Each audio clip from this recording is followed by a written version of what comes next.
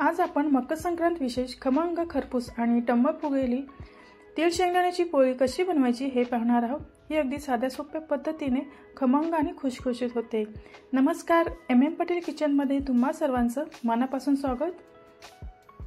सर्वात आधी तीळ भाजून घेणार आहोत। त्यासाठी पॅन मध्ये किंवा कढईमध्ये 1 वाटी तीळ घ्यायचे आहेत। इथे मी बिना पॉलिशचे तीळ घेतले आहेत। तुम्हाला हवं असेल तर पॉलिशचे सुद्धा तीळ तुम्ही घेऊ शकता। आता अगदी कमी आचेवरती आपल्याला हे सतत हलवून खमंग भाजून घ्यायचे आहेत। तर तीळ छान भाजून झाले आहेत। हलकासा रंग सुद्धा बदललेला आहे। आता हे भाजून घेतलेले तीळ एका ताटामध्ये काढून थंड करायचे आहेत। आता ज्या वाटीने तीळ मोजून घेतले आहेत त्याच वाटीने मोजून 1 वाटी शेंगदाणे घ्यायचे आहेत आणि कमी आचेवरती मस्त खमंग खरपूस भाजून घ्यायचे आहेत।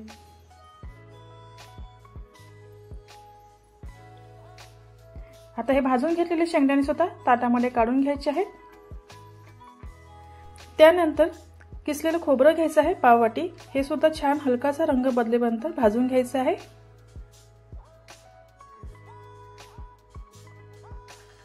तर हे सुद्धा भाजून झालं आहे। हे सुद्धा काढून घेऊया। आता अर्धी वाटी बेसन घ्यायचं आहे। ते सुद्धा छान भाजून घ्यायचं आहे। तर अगदी कमी गॅसवरती आपल्याला बेसन भाजायचं आहे।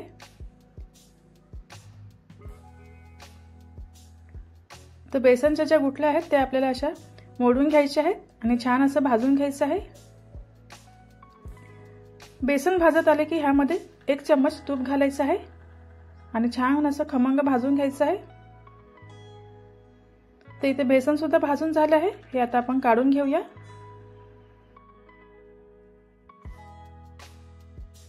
तर इथे सर्व साहित्य भाजून झाले आहे आणि थंड झाले आहेत। तर इथे मी शेंगदाण्याची अर्धी साले काढली आहेत, अर्धी तशीच ठेवली आहेत। आता मिक्सरच्या भांड्यामध्ये आपल्याला हे शेंगदाणे बारीक वाटून घ्यायचे आहेत। तर हे बघा बारीक वाटून झालं आहे। आता एका ताटामध्ये काढून घेऊया। त्यानंतर तीळ आणि खोबरं हे सुद्धा आपल्याला मिक्सरच्या भांड्यामध्ये घालायचं आहे आणि बारीक वाटून घ्यायचं आहे।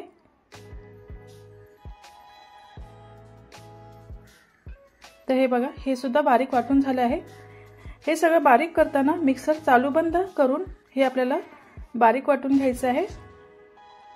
आता हे सगळं मिश्रण मिक्स करायचं आहे आणि त्यासोबतच बेसन सुद्धा आपल्याला हे मिक्स करून घ्यायचं आहे।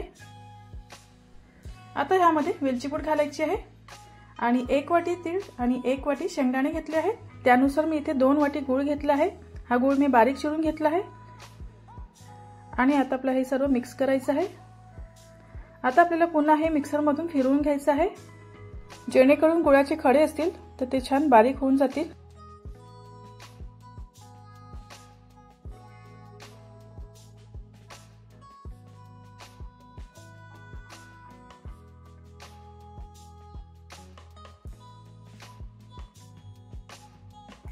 तर हे बघा इथे आपलं सारण तयार झालं आहे। हे सारण भरपूर दिवस टिकतं। एखाद्या एअरटाईट डब्यामध्ये तुम्ही हे भरून ठेवू शकता। आता आपण कणिक भिजूया। त्यासाठी 2.5 वाटी मी इथे गव्हाचं पीठ घेतलं आहे। यामध्ये 2 टेबलस्पून बेसन घालायचं आहे। यामुळे खमंगपणा छान येतो। त्यानंतर चवीनुसार मीठ घालायचं आहे आणि हे सगळं एकदा मिक्स करून घ्यायचं आहे। त्यानंतर तुपाचं मोहन घालायचं आहे। इथे मी 1.5 चम्मच घट्ट तूप घेतलं होतं। तर आता हे मोहन आपल्याला पिठावर घालायचं आहे आणि मिक्स करायचं आहे।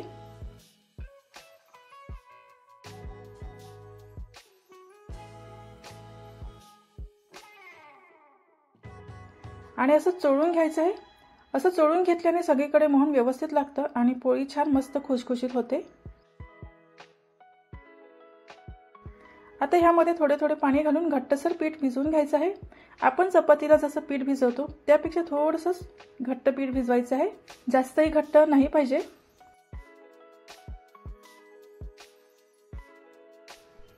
तर हे बघा असं पीठ आपल्याला भिजवून घ्यायचं आहे।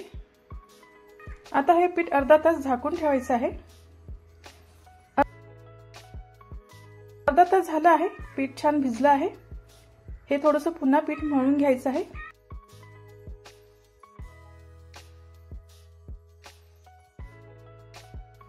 आता पिठाचा गोळा घ्यायचा आहे। आता पोळी किती मोठ्या आकाराची हवी किंवा लहान आकाराची हवी त्यानुसार पिठाचा गोळा घ्यायचा आहे आणि या प्रकारे वाटी करून घ्यायची आहे। जशी पुरणपोळीसाठी बनवतो तशी करायची आहे।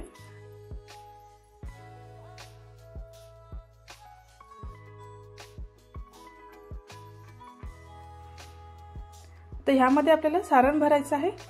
सारण भरपूर घालायचं आहे म्हणजे पोळी छान लागते। तर या पद्धतीने भरपूर सारण घालायचं आहे आणि ह्याला व्यवस्थित बंद करून घ्यायचं आहे आणि जे राहिलेले जे पीठ आहे त्यावरती झाकण ठेवायचं आहे, म्हणजे पीठ छान मऊ राहतं।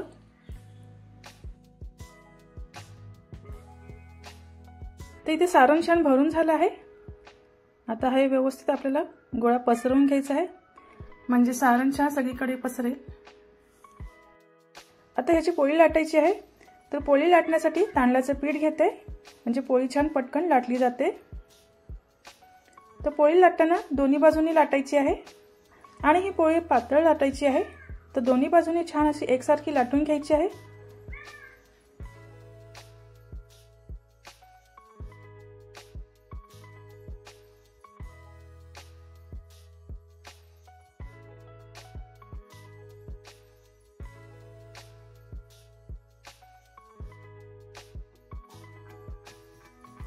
तर तुम्ही इथे पाहू शकता पोळी छान लाटून झालेली आहे।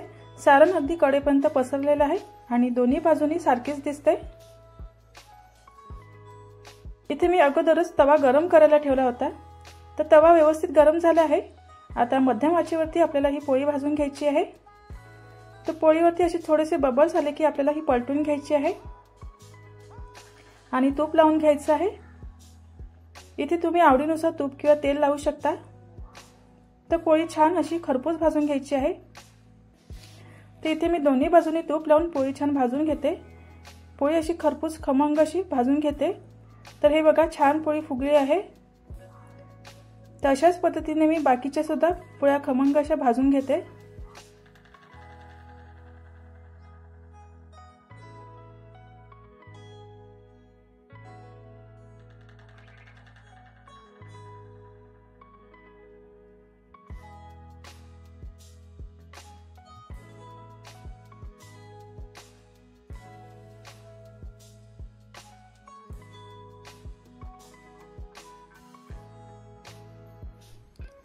तर इथे सर्व पोळ्या भाजून झाल्या आहेत।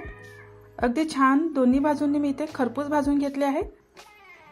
तर इथे छान खमंग खुशखुशीत तीळ शेंगदाण्याच्या पोळ्या तयार झाल्या आहेत। तर तुम्ही नक्की करून बघा आणि व्हिडिओ आवडला असेल तर लाईक शेअर नक्की करा आणि चॅनलला सबस्क्राइब करायला विसरू नका। पुन्हा भेटूया अशाच नवीन रेसिपीमध्ये। तोपर्यंत धन्यवाद।